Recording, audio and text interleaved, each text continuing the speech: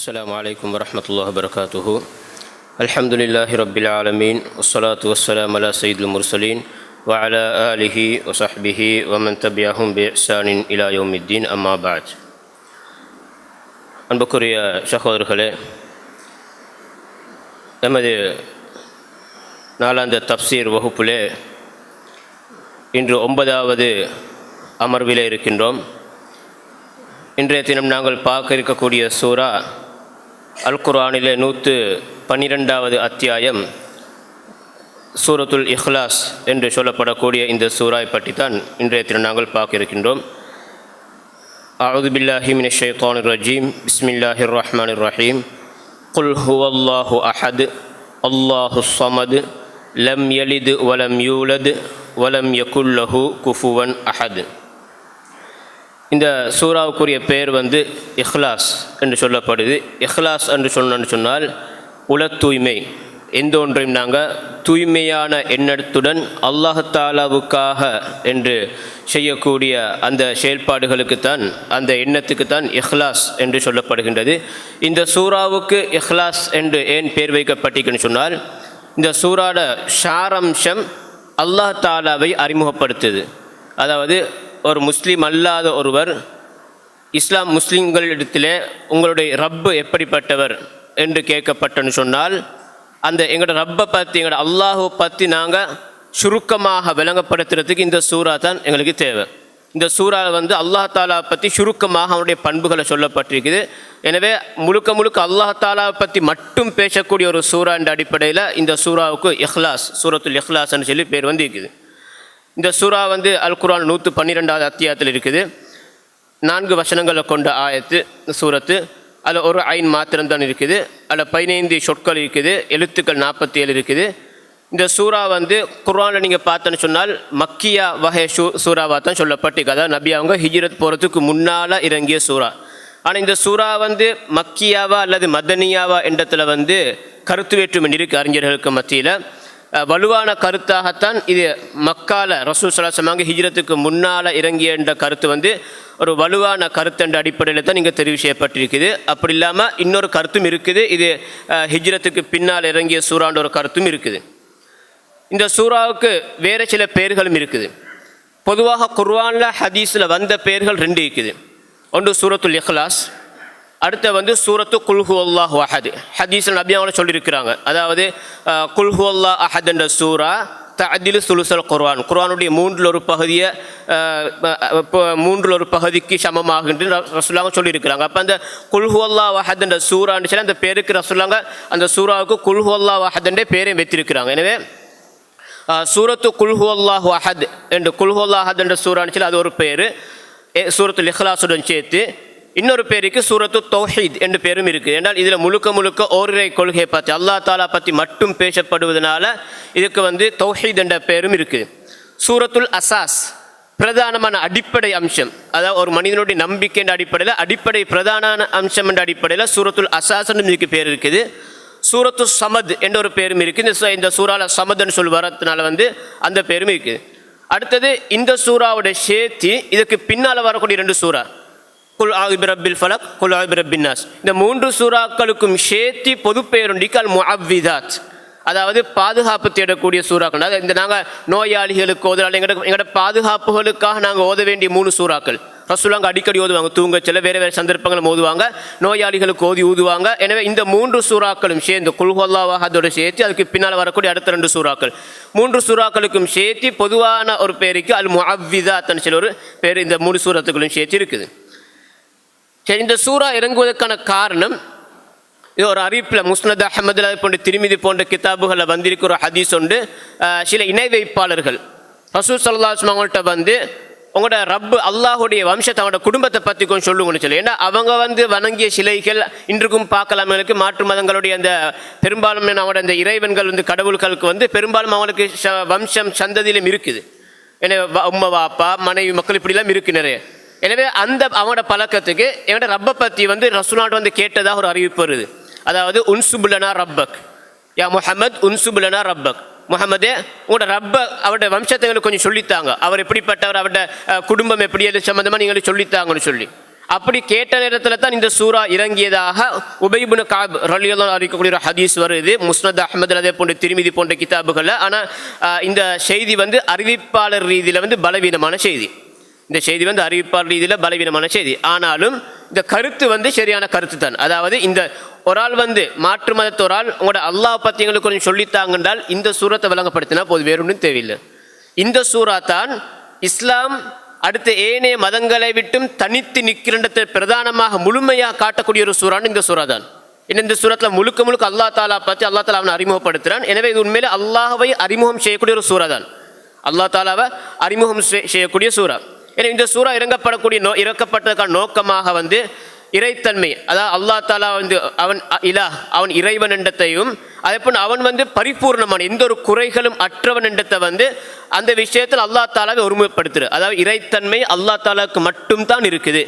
அது மாதிரி பரிபூர்ணத்துவம் அல்லாஹ்வுக்கு மட்டும்தான். இன்றைக்கி படைப்பினங்கள் யாருக்கும் பரிபூர்ணத்துவம் இல்லை, எல்லாருக்கும் ஏதோ ஒரு குறை ஒன்று இருக்குது. ஆனால் குறைகள் அற்ற பரிபூர்ணமானவன் அல்லாஹ் தாலா மட்டும் என்று சொல்லி அந்த விஷயத்தில் அல்லாஹ் தாலாவை ஒருமைப்படுத்துறது பிரதாமன் இந்த சூரத்துடைய நோக்கம். இரண்டாவது நோக்கம் இன்றைக்கு மக்களுக்கு மத்தியில் இருக்கக்கூடிய, அதாவது ஒவ்வொருத்தரும் பெரும்பாலும் அவங்களுக்கு பெற்றோர் இருப்பாங்க, அதே போல் பிள்ளைகள் இருப்பாங்க, அவங்கள மாதிரி இன்னொருத்தர் நிகரம் இருப்பாங்க. அல்லாஹ் தாலாவுக்கு இந்த மூன்றும் இல்லை. அல்லாஹ் தாலாவுக்கு பெற்றோர்களும் இல்லை, அவனுக்கு பிள்ளைகளும் இல்லை, அவனை போன்று யாரும் இல்லை உலகத்தில்.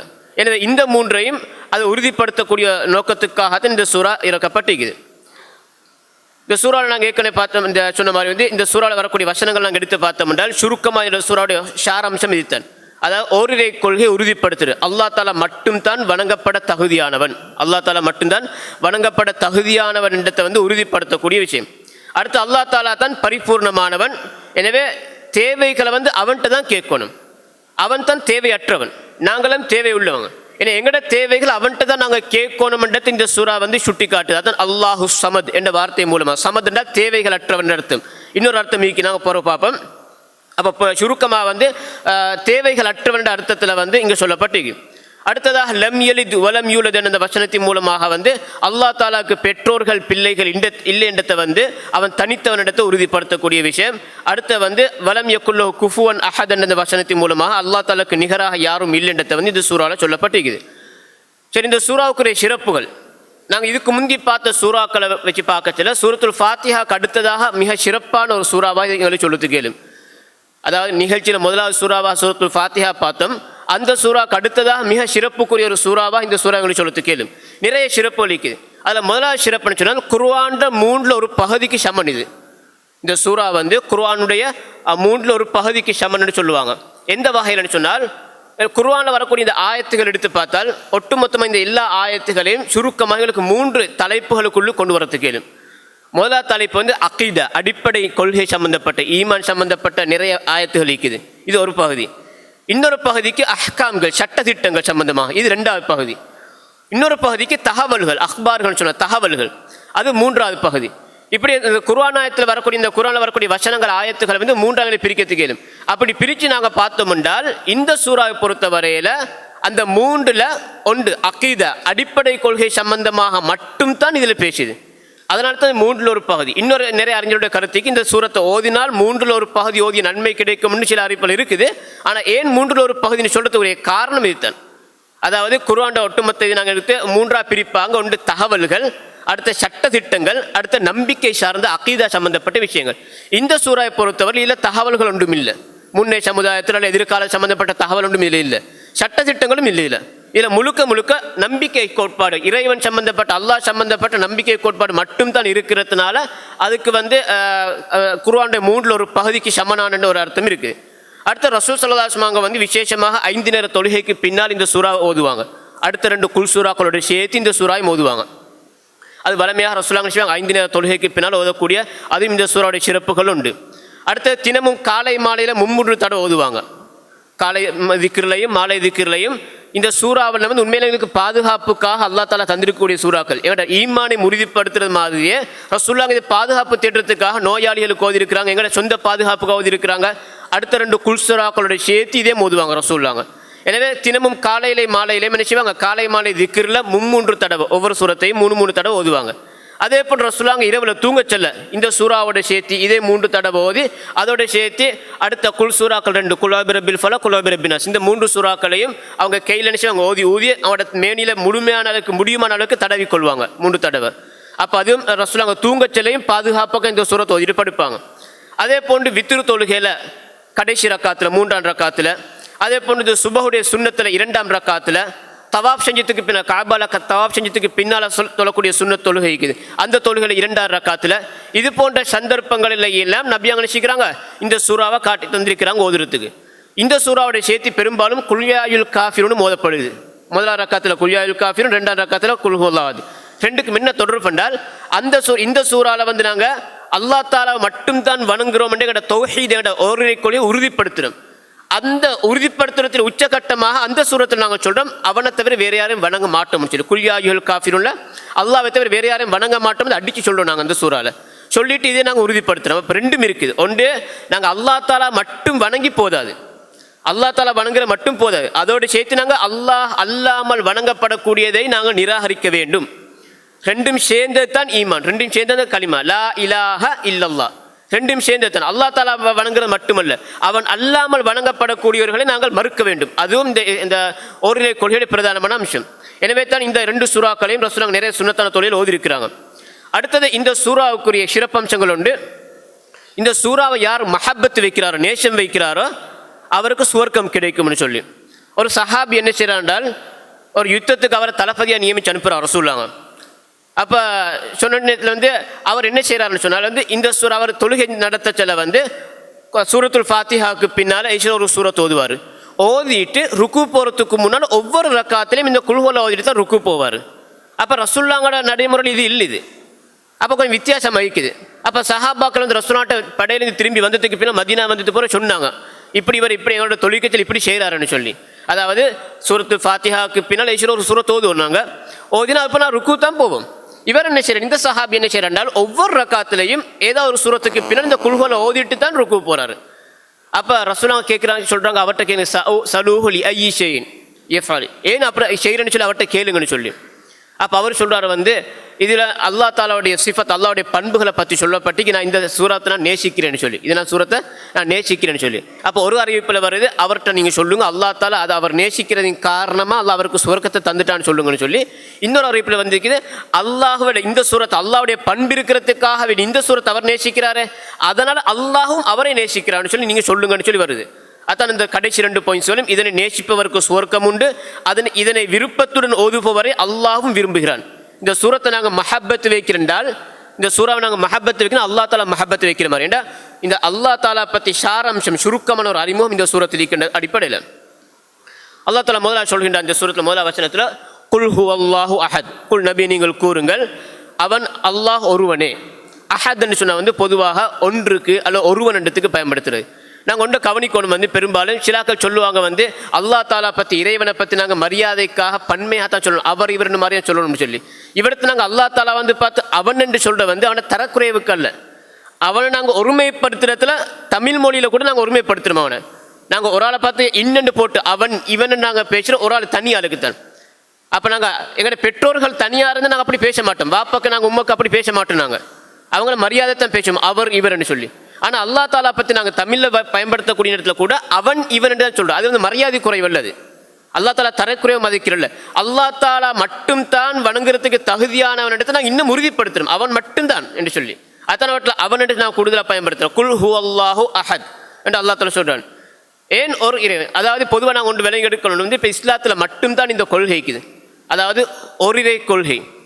உண்மையாக வணங்கப்பட தகுதியானவன் அல்லா தாலா மட்டும் தான் என்ற அந்த கொள்கை வந்து இஸ்லாத்தில் மட்டும்தான். நீ அடுத்த எல்லா மதங்களும் எடுத்து பார்த்து எல்லாத்திலையும் பல தெய்வ வழிபாடுதான், ஒன்றுக்கு மேற்பட்ட பல கடவுள்களை வச்சு வணங்குவாங்க. இஸ்லாத்தில் மட்டும்தான் அந்த ஒரே கொள்கை. ஏன் அந்த நாங்கள் கொள்கையில் இருக்கிறோம், ஏன் இறைவன் ஒருத்த மட்டும் இருக்கணும். ஒரு ஆள் கேட்டோன்னா நாங்கள் என்ன சொல்கிறோம், குர்ஆனை வந்து கதை சுட்டி நாங்கள் சொல்கிறோம்னு சொன்னால் அதை மாற்றுமத்தை ஏற்றுக்கொள்ள மாட்டாங்க. அப்போ நாங்கள் காரணம் தெரிஞ்சுக்கணும் கட்டாயம். பொதுவான ஒன்று அடிப்படை வழங்கி எடுத்துக்கொள்ளணும் வந்து எந்த ஒரு இடத்திலும் வந்து ஒரு அதிகாரம் என்று முழுமையான ஒரு நிறைவேற்ற ஒரு அதிகாரம் என்று சொன்னால் அது ஒரு ஆள்கிட்ட கீழே தான் இருக்கணும். உதாரணத்துக்கு நாங்கள் எடுத்துக்கணும், ஒரு பாடசாலை அல்ல ஒரு மதரசா, அதுக்கு வந்து 2 அதிபர் வரத்து வாய்ப்பில்லை, வந்து அந்த பாடசாலையோட நிர்வாகமே சிறு குறைஞ்சிடும். அதிபர்னு ஒரு ஆள் தான் நிற்கணும். அதுக்கு பிறகு உபாதிபர்கள் 2-3 பேர் போடலாம், பிரச்சனை இல்லை. ஆனால் நிறைவேற்று அதிகாரம் வந்து தனி முடிவெடுக்கக்கூடிய ஒரு அதிகாரம் வந்து ஒரு ஆள்கிட்ட கீழே இருக்கணும். எப்பயுமே ஒரு நாட்டுக்கு ஒரு நாள் 2 ஜனாதிபதி வரத்துக்கு இல்லை, ஒரு நாட்டுக்கு 2 ஜனாதிபதி வரத்துக்கு இல்லை. வந்தாலும் நடக்கும், அதிகார போட்டி நடக்கும். அங்கே அதிகார போட்டி நடந்தால் ஒரு ஆள் வெத்த போறார், இன்னொருத்தர் தோக்க போறாரு. தோக்கக்கூடியவர் வந்து ஜனாதிபதிக்கு தகுதி இல்லை. அதே மாதிரி தான் இந்த இறைத்தன்மை. அப்போ ஒட்டுமொத்த பிரபஞ்சத்தை நிர்வகிக்கிறதுக்கு வந்து ஒருத்தன் தான் பொருத்தும். ஒன்றுக்கும் மேற்பட்ட பலர் வரத்துக்கு இயலாது. அப்படி வந்தன்னு சொன்னால் அவர்களுக்கு இடையில் அதிகார போட்டி வரும். அதிகார போட்டி வந்தால் எப்படி ஒரு ஆள் வெத்த போறாரு, இன்னொருத்தர் தோக்க போறாரு. தோக்கக்கூடியவர் இறைவனாக வரத்துக்கு தகுதி இல்லை. தோக்கக்கூடியவர் இறைவனாக வரத்துக்கு தகுதி இல்லை. அப்போ ஒருத்தர் தான் இறைவன் வரத்துக்கு தகுதி. எனவே அது வந்து எங்களோட பகுத்தறிவு ரீதியாக கூட நாங்கள் ஏற்றுக்கொள்ளக்கூடிய ஒரு விஷயம். அது சம்பந்தம் அல்லாஹ் தஆலா சூரத்துல் முஃமினூன்ல கத் அஃப்லஹல் முஃமினூன் அல்லதீன ஃபீ ஸலாத்திஹிம் காஷிஊன் என்ற சூரத்தில் வந்து 91ஆம் ஆயத்தை கொஞ்சம் எடுத்து பார்த்தா, அதை மொழிபெயர்ப்பு எடுத்து பார்த்தா, இந்த பகுத்தறிவு ஆதாரத்தை, இந்த பகுத்தறிவு புத்தி ரீதியான இந்த ஆதாரத்தை அல்லாஹ் தஆலா இந்த வசனத்தில் சொல்லியிருக்கிறான். மத்தஹதல்லாஹு மின் வலதின், அல்லாஹ் தஆலா யாரையும் தனக்கு பிள்ளைகள் எடுத்துக்கொள்ளல. வமா கான மஅஹு மின் இலாஹின், அவனுடன் சேர்ந்து வேறு எந்த ஒரு இறைவனும் இல்லைங்க. இதன் அப்படி இருந்தால் லதஹப குல்லு இலாஹின் பிமா ஹலக, ஒவ்வொரு இறைவனும் அவர் படைச்சதை எடுத்துக்கொண்டு போய்த்துருவார். இது கொஞ்சம் நான் படைச்சது, இது கொஞ்சம் நீங்கள் படைச்சது நினச்சா ஒவ்வொருத்தரும் அவங்க படைச்சதை எடுத்துக்க போய்ட்டுருவாங்க. அதுக்கப்புறம் என்ன நடக்கும்? இன்றைக்கு நடக்க நான் உலகத்தில் பார்க்குறோமே அதிகார போட்டி, அதுதான் நடக்கும். வல அலா பஅதுஹும் அலா பஅத், அதில் சிலரை காணிச்சுவாங்க, மேலோங்கிடுவாங்க. அப்போ அதான் அதிகார போட்டி நடக்கத்தான் போகுது. அப்போ முழு அதிகாரம் வந்து எப்பயுமே ஒரு ஆளுடைய கையில் தான் இருக்கணும். அதே மாதிரி தான் இறைவன் என்று சொல்லி வந்தால், வணங்கப்பட தகுதியான சர்வலோக மன்னவன் என்று சொல்லி வந்தால் அது ஒருத்தன் மட்டும்தான் இருக்கணும். அதுதான் என்னோட புத்தியும் சொல்லுது. ஒன்றுக்கு மேற்பட்ட பலர் வந்து வரத்துக்கு சாத்தியம் இல்லை. அப்படி வந்தால் நிர்வாகம் சீர்குலையும். நாங்கள் அதுக்கு உதாரணமாக நாங்கள் ஒரு சின்ன ஒரு பாடசாலை நாட்டை நாங்கள் எடுக்கிறோம். ஒரு நாட்டுக்கு 2 ஜனாதிபதி வரத்துக்கு வந்தால் பிரச்சனை தான் வரும். ஒரு பாடசாலைக்கு 2 அதிபர் வரத்துக்கு வந்தால் பிரச்சனை தான் வரும். அதிகார போட்டி இப்படி வரத்தான் செய்யும். ஆனால் அப்படி இல்லை. அப்போ சின்ன ஒரு விஷயத்துக்கு அப்படி வரத்துக்குன்னா இவ்வளோ பெரிய பிரம்மாண்டமான இந்த பிரபஞ்சத்துக்கு வந்து இறைவனாக வர தகுதியான ஒருத்த மட்டும்தான். எனவே அதிகார பகிர்வு என்பது வந்து இறைத்தன்மையில் இல்லை. அதிகார பகிர்வு இறைத்தன்மையில் இல்லை, அது ஒருத்தனுக்கு மட்டும்தான் இருக்கணும். அப்போ தான் அவனுக்கு முழுமையாக சுயமாக முடிவெடுக்கிறது கேளும். அப்போ அந்த தகுதி உள்ளவன் வந்து அல்லாஹ் தஆலா மட்டும்தான் என்னத்தை நாங்கள் உறுதிப்படுத்திக் கொள்ளணும். அடுத்து அல்லாஹ் தஆலா சொல்லிட்டான் வந்து அல்லாஹு சமத், அல்லாஹ் தஆலா யாவற்றை விட்டும் தேவையற்றவன். சமத் என்ற வார்த்தைக்கு வந்து 2 விதமான அர்த்தம் சொல்லுவாங்க. ஒன்று வந்து எந்த ஒன்றையும் சாப்பிடாமல், அதாவது இந்த தொண்டைக்குழியோ இது எந்த ஒன்றும் இல்லாமல், இறைப்பைகள் இல்லாத, சாப்பிடாமல் குடிக்காமல் இருக்கக்கூடியவன், அந்த அர்த்தம் ஒன்று இருக்குது. அடுத்து தேவையற்றவன். 2 வீட்டில் பொருத்தம் தான். அல்லாஹு சமதுக்கு வந்து 2 அர்த்தம். கொண்டு வந்து தேவையற்றவன், அல்லாஹ் தஆலா தேவையற்றவன். வல்லாஹுல் கனியு வ அன்துமுல் ஃபுகரா, அல்லாஹ் தஆலா தேவையற்றவன், தன்னிறையுள்ளவன், நீங்கள் தான் அவன் பக்கம் தேவை உள்ளவர்கள். எனவே அல்லாஹு சமத் என்றால் தேவையற்றவன், எந்த ஒரு தேவையும் அவனுக்கு இல்லை, எந்த ஒரு தேவையும் அவனுக்கு இல்லை. எனவே அல்லாஹ் தஆலா தேவையற்றவன். அதே போல் இன்னொரு அர்த்தம் இருக்குது, எந்த ஒன்றையும் சாப்பிடாமல் குடிக்காமல் இருப்பவன். அவனுக்கு சாப்பாடும் தேவையில்லை, ஒன்றும் தேவையில்லை, ஆனால் அவன் அடுத்தவனுக்கு சாப்பாடு கொடுப்பான். அடுத்தவனுக்கு இந்த குடிக்கக்கூடிய குடிபானங்கள் அவன் ஏற்பாடு செஞ்சு கொடுப்பான், ஆனால் அவன் சாப்பிட மாட்டான். அதுதான் இறைவனுக்குரிய பண்பு. அவன் சாப்பிடக்கூடாது, ஆனால் அடுத்தவனுக்கு சாப்பாடு கொடுக்கணும். அதுக்குரிய ரிஸ்க்குகளுக்குரிய ஏற்பாடுகளை செஞ்சு கொடுக்கணும். அது இறைவனுக்குரிய தன்மை அது. எனவே அல்லாஹு ஸமத் என்றால் அவன் தேவையற்றவன் என்ற ஒரு அர்த்தம் இருக்குது. அடுத்து இன்னொரு அர்த்தம் இருக்கு, சாப்பிட உண்ணாமல் பருகாமல் இருப்பன ஒரு அர்த்தம் இருக்குது. சரி, அடுத்த இன்னொரு கேள்வி வரலாம். இப்போ மனிதர்கள் ஏன் இறைவனாக வர முடியாது? நாங்கள் அல்லாஹ் தஆலா பற்றி என்ன சொல்கிறோம்? அல்லாஹ் தஆலான்னு சொன்னால் அவன் மனிதனாக இருக்க முடியாது, மனித சக்திக்கு அப்பாற்பட்டவன். அல்லாஹ் வந்து மனிதன் அல்ல, மனித சக்திக்கும் அப்பாற்பட்டவன். அவன் மனிதனையும் தாண்டியவன். ஏன்னா மனித சக்திக்கு அப்பாற்பட்டவன். ஏன் ஒரு மனிதனுக்கு இறைவனாக வர முடியாது? இஸ்லாத்தில் ஏன் மனிதர்கள் நாங்கள் இறைவனாக எடுக்கிறல்ல? ஏன் நாங்கள் இஸ்லாத்தில் மனிதர்கள் இறைவனாக எடுக்கிறல்ல? அதுக்குரிய சில காரணங்களை போட்டிருக்கோம். முதலாவது வந்து மனிதன் வந்து இல்லாமையிலிருந்து உருவானவன். நாங்களும் ஒரு காலத்தில் இல்லை, கொஞ்ச காலத்துக்கு முந்தி இல்லை, நாங்கள் இல்லாமல் இருந்துட்டு புற உருவானோம். தாயுடைய கருவறையில் உருவாகி பிரசத்தின் நான் உலகத்தை வந்திருக்கிறோம். பொதுவான ஒரு உலக நீதி இருக்குது, புதிசாக வரக்கூடிய எல்லாமே ஒரு நாளைக்கு நிச்சயமாக அழிவு இருக்குது. அப்படின்னா உருவாகி வரக்கூடிய ஒவ்வொன்றுக்கும் ஒரு அழிவு இருக்குன்னு தியரி, எல்லாரும் ஏற்றுக்கொள்ளப்பட்ட ஒரு பொது தியரி, பகுத்தறிவு தியரி. எனவே மனிதனாக இருக்கக்கூடிய எல்லோருமே பிறந்து வரக்கூடியவர்கள். பிறந்து வரக்கூடிய ஒவ்வொன்றுக்கும் நிச்சயம் இறப்பு இருக்குது. பிறந்து வரக்கூடிய ஒவ்வொன்றுக்கும் நிச்சயம் இறப்பு இருக்குது. எனவே அல்லாஹ் தஆலா மனிதனாக இருக்க வந்து சொன்னால் அப்போ அவனும் பிறந்து வந்தொன்று கேள்வி வரும். பிறந்து வந்தால் அப்போ அவனுக்கு அழிவும் வரும், மரணம் வரும். அப்போ இறைவன் மரணித்தால் இந்த உலகத்தை யார் பார்க்கறது? உலகத்தை யார் வந்து இந்த நிர்வகிக்கிறது? இந்த பிரச்சனை ஒன்று இருக்குது. எனவே இல்லாமல் இருந்து உருவான ஒருத்தனுக்கு வந்து இறைவனாக வர முடியாது. அதனால தான் நாங்கள் இஸ்லாத்தில் வந்து மனிதர்களை நாங்கள் இறைவனங்கள் எடுக்க மாட்டோம். இஸ்லாத்தில் அல்லா தாலா வந்து மனித சக்திக்கு அப்பாற்பட்டவன், அதையும் தாண்டியவன். மனிதன் அல்ல, அதையும் தாண்டியவன், மனித சக்திக்கும் அப்பாற்பட்டவன். எனவே மனிதன் வந்து இல்லாமல் இருந்து உருவானவன். எனவே புதிதாக உருவான ஒவ்வொன்றுக்கும் அழிவு நிச்சயம். ஆனால் இறைவனுக்கு, அல்லாஹ்வுக்கு வந்து அழிவு வர முடியாது. ரெண்டாவது வந்து ஒருத்தன் இறைவனாக வாரண்டால் அவனுக்கு எல்லா ஆற்றலும் இருக்கணும், அவனுக்கு எல்லாத்துக்கும் அவனுக்கு சக்தி இருக்கணும். ஆனால் மனிதனை பொறுத்தவரை மனிதனுடைய சக்தி மட்டுப்படுத்தப்பட்டது. இப்போ உதாரணத்துக்கு அல்லா தாலாம் பார்க்குறான், நாங்களும் பார்க்குறோம். எங்களுக்கு அல்லா தாலா பார்வை தந்திக்கிறான், எங்களுக்கு அல்லா தாலா கேள்வி புலனை தந்திக்கிறான். அல்லா தாலா அவனை பற்றி சொல்கிறான், வஹுவ ஸமீஉல் பஸீர், அவனும் கேட்கக்கூடிய பார்க்கக்கூடியவன். ஆனால் ரெண்டு மொண்டல்ல. அல்லாஹுடைய பார்வை மட்டுப்படுத்தப்படாதது, அது லிமிட்டுக்கு வராது. ஆனால் எங்கட பார்வை மட்டுப்படுத்தப்பட்ட. இப்போ இந்த 4 ஷோருக்கு வெளியே நடக்க, இப்போ பஜார் நடக்கக்கூடிய எங்களுக்கு இங்கிருந்து பார்க்கறது கேளாது, இந்த வெற்றுக்கனால் பார்க்கறது கேளாது. அல்லா தாலா நீதம் செலுத்தக்கூடியவன். அவன் நீதம் செலுத்துவதாக இருந்தால் ஒரே நேரத்தில் ஒட்டுமொத்த பிரபஞ்சத்திலே கூட எல்லாத்தையும் ஒரே நேரத்தில் பார்த்துக்க நிற்கணும். ஒவ்வொருத்தரும் என்னென்ன பேசுகிறாங்கன்னு ஒரே நேரத்தில் அவன் கேட்டுக்க நிற்கணும். இது மனிதனால் முடியாது. எனவே மனிதனால் இறைவனாக வர முடியாது. மனிதனால இறைவன் ஏன் மனிதனுடைய இந்த ஆற்றல்கள் மட்டுப்படுத்தப்பட்ட. எங்களுக்கு ஓரளவு தான் எங்களுக்கு இந்த அல்லா தஆலா கேட்கக்கூடிய சக்தி சந்திக்கிறான். ஏன் இதே காது, இவன் இந்த காது கிட்டே வந்து பெரிய ஒரு ஸ்பீக்கர் ஒன்று கொண்டு வந்து கிட்ட கொண்டு வச்சா சிட்ட காது வெடிச்சு பேத்திருமே. ஏன்னா இந்த அந்த செவிப்புல வந்து மட்டுப்படுத்தப்பட்டீங்க. அல்லாஹ்வுடைய அவனுடைய கேட்கும் திறன் வந்து, அவனுடைய ஆற்றல் வந்து மட்டுப்படுத்தப்படாதவை. எனவே மனிதனுடைய ஆற்றல் மட்டுப்படுத்தப்பட்டதுனால வந்து மனிதனால் இறைவனாக வரத்துக்கு இயலாது. மூணாவது வந்து மனிதனுக்கு நிறைய தேவைக்கு, மனிதனுக்கு பசி வரும், தூக்கம் வரும், இந்த வெளிவாசல போய் இயற்கை தேவைகள் வரும்.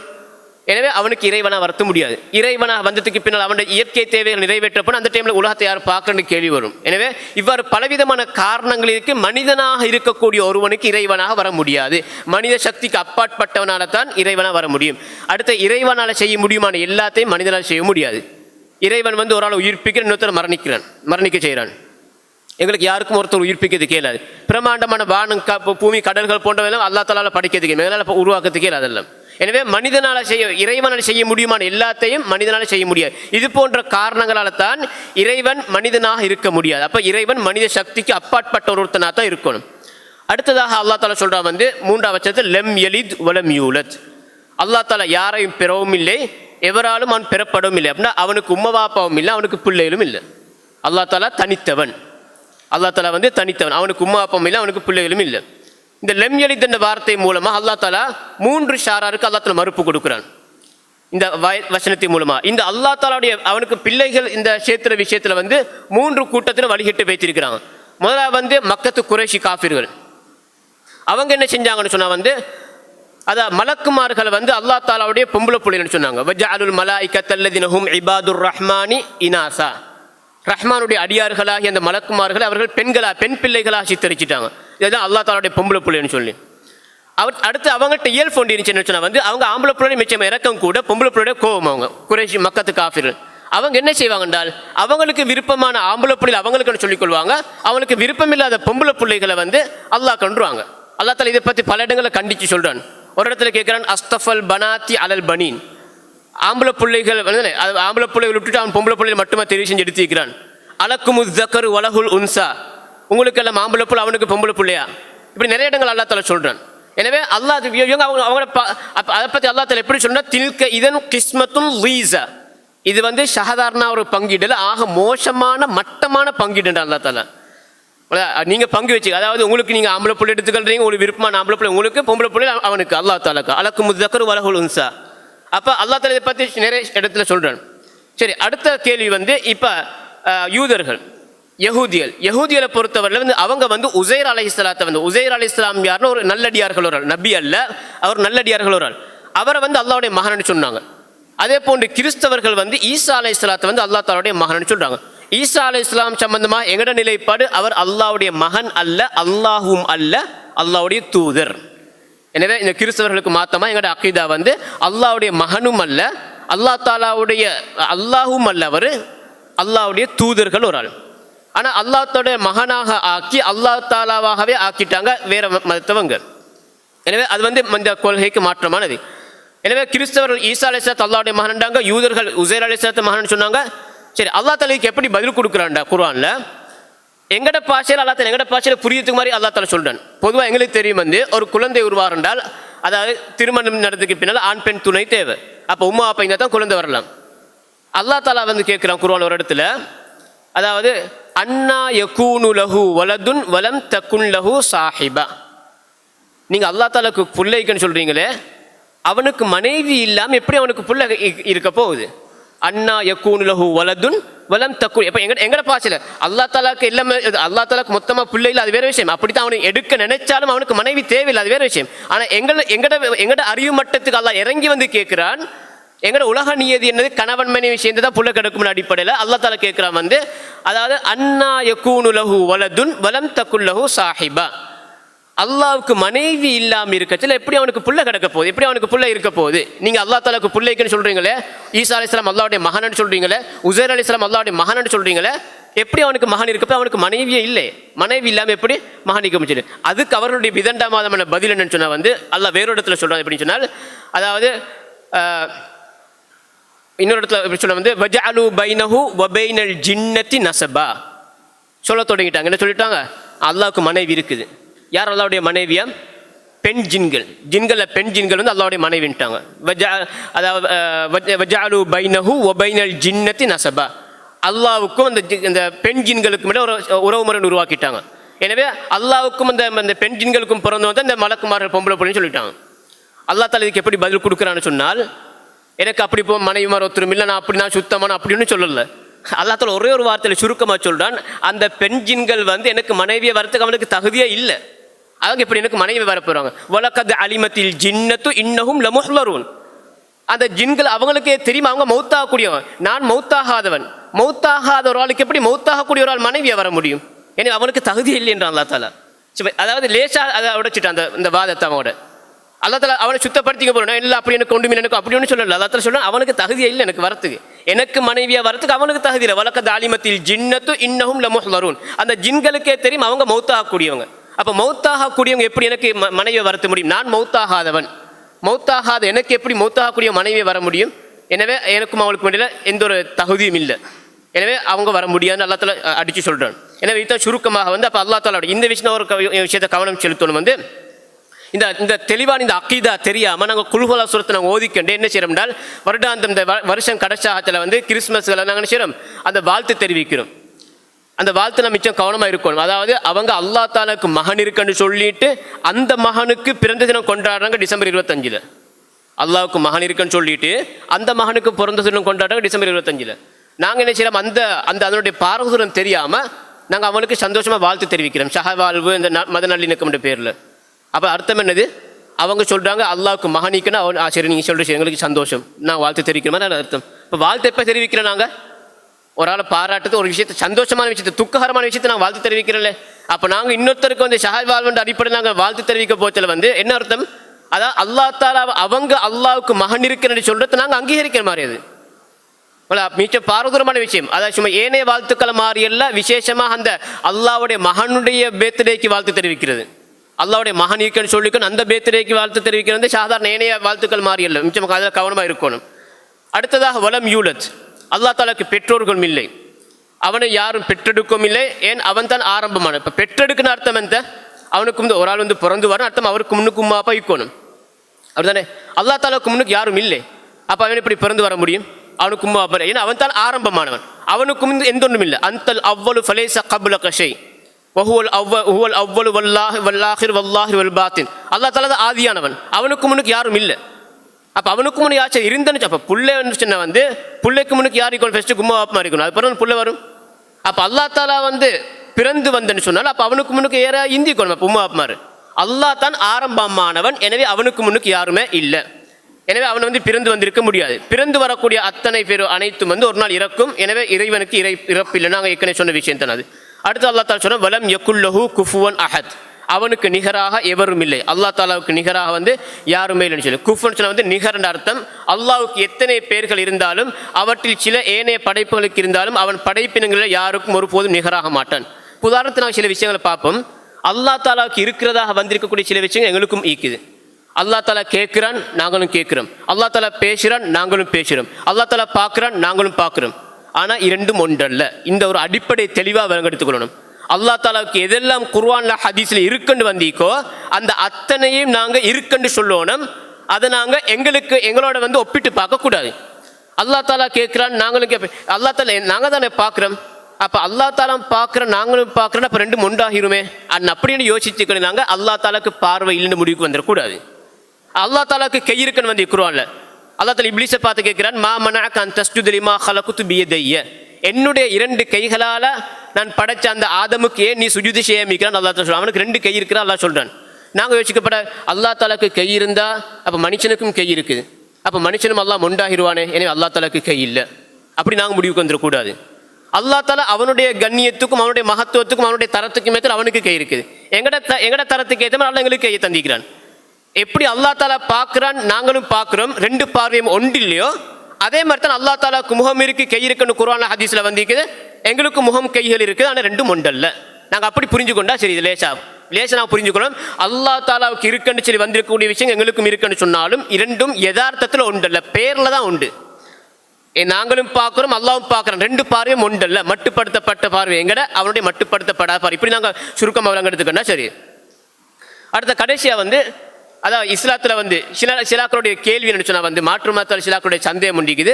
எல்லா மதத்தில் வந்து பெரும்பாலும் சிலைகளை வச்சுக்கணும் உருவங்களை வச்சுக்கணும் வணங்குவாங்க. இஸ்லாத்தில் மட்டும்தான் அந்த வழிபாடு இல்லை. அதாவது அடுத்த எல்லா மத வழிபாட்டு தலங்களையும் பார்த்து அங்கே சிலைகள் வச்சுப்பாங்க பெரும்பாலும். ஆனால் இஸ்லாத்தில் வந்து உருவ வழிபாடு இந்த வழிபாடு இல்லை. அதுக்கு என்ன காரணம்?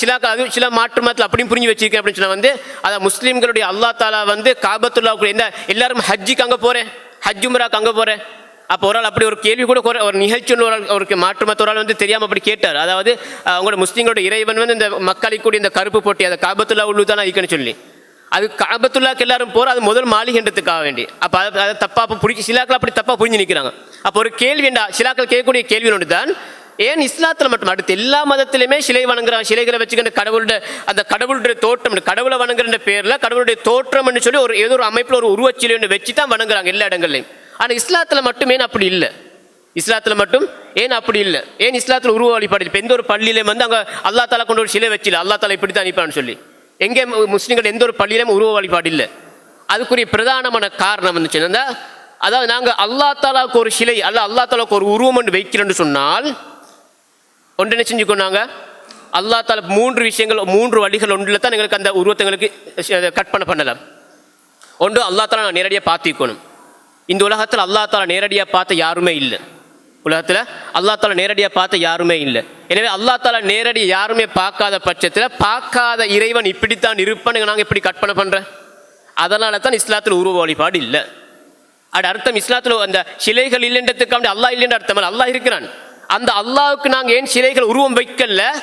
காரணம் அல்லாஹுவை நாங்கள் இதுவரையில் யாருமே பார்க்கல.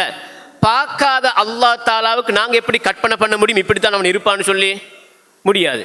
2வது வழி இருக்குது, அல்லாஹ் தாலாவை நாங்கள் நேரடியாக பார்க்காவிட்டாலும் அவனை மாதிரி வேற யாச்சும் ஒருத்தரை பார்த்துக்கணும். அப்போ சொல்லலாம் அல்லாஹ் தாலா இப்படி இவரை மாதிரி படைப்பினங்கள் ஒரு ஆளை பார்த்து இவரை மாதிரி தான் அல்லாஹ் சொல்லி முடிவுக்கு வந்தால் அப்போ அவரை பார்த்தோன்னே அவரை மாதிரி ஒரு உருவமனைகளை செய்யலாம். அப்படியும் உலகத்தில் யாரும் இல்லை. வலம் யக்குன் லஹு குஃபுவன் அஹத், அவனுக்கு நிகராக அவனை மாதிரி யாருமே உலகத்தில் இல்லை. லைஸ கமிஸ்லிஹி ஷைஉன், அவனை போன்று யாருமே இல்லை. எனவே அந்த வழியும் அடப்பட்டு போயிடுது. 3வது ஒரு வழி இருக்குது, அவனாக சொல்லிக்கணும் என்னுடைய உருவம் இப்படித்தான் என்று சொல்லி, என்னுடைய உறுப்புகள் இப்படித்தான், என்னுடைய உருவம் இப்படித்தான் சொல்லி அல்லா தாலா சொல்லிக்கணும். அப்படி குர்ஆன்ல ஹதீஸ்ல அவனுடைய தனியான அவனுக்கு இருக்கக்கூடிய பண்புகளை சொல்லிக்கிறானே தவிர என்னுடைய அமைப்பு இப்படித்தான் சொல்லி அல்லா தாலா குர்ஆன்ல ஹதீஸ்ல சொல்லலை. அப்போ கண்ணால் பார்க்காத ஒரு உருவத்தை எங்களுக்கு கற்பனையாக நாங்கள் அல்லா தாலாவை நாங்கள் நேரடியாக கண்ணால் பார்க்கல. இன்ஷா அல்லா பார்ப்போம். இன்ஷா அல்லா மறுமையில் அல்லா தாலா எங்கள் எல்லாருக்கும் அந்த பாக்கியத்தை தரணும். இன்ஷா அல்லா அல்லா தாலாவை நேரடியாக பார்க்கக்கூடிய பாக்கியத்தை எங்களை அத்தனை பேருக்கும் தரணும். அல்லா இன்ஷா அல்லா நாங்கள் மறுமையில் பார்ப்போம் இன்ஷா அல்லா சுவர்க்கத்தில். ஆனால் இந்த உலகத்தில் யாருக்கும் அல்லா தாலாவை நேரடியாக பார்க்க முடியாது. ஏன் பார்க்க முடியாது? அல்லா இல்லைன்றதுக்காக வேண்டியா? இல்லை. அல்லா தாலாவுடைய அவனை பார்க்கக்கூடிய சக்தி எங்களோட கண்ணுக்கு இல்லை, எங்கள்கிட்ட கூடிய குறைபாடு.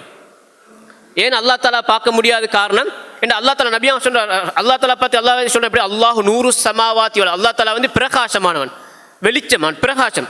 அவனுடைய பிரகாசம் சாதாரண பிரகாசம் அல்ல. அப்போ அந்த எங்களுக்கு உதாரணத்துக்கு சூரியன் எடுங்களேன். சூரியனை வந்து எனக்கு வெற்றுக்கண் அப்படி பார்த்துக்கண்டே கேளுமா? ஏன் காரணம்?